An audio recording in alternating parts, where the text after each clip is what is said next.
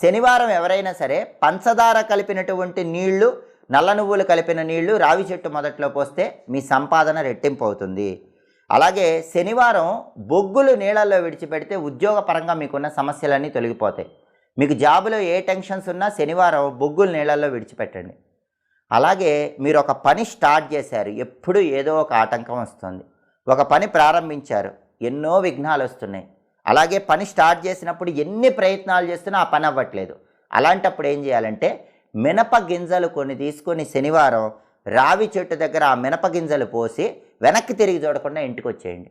ఇలా 11 శనివారాలు చేయండి. మినప గింజలు కొన్ని రావి చెట్టు మొదట్లో పోసి వెనక్కి తిరిగి రావటం అనేది 11 శనివారాలు చేస్తే ఎన్ని ప్రయత్నాలు చేసినా ఆటంకం కలుగుతున్నటువంటి పని అనేది చాలా తొందరగా పూర్తి చేసుకోవచ్చని పరిహార శాస్త్రంలో చెప్పారు.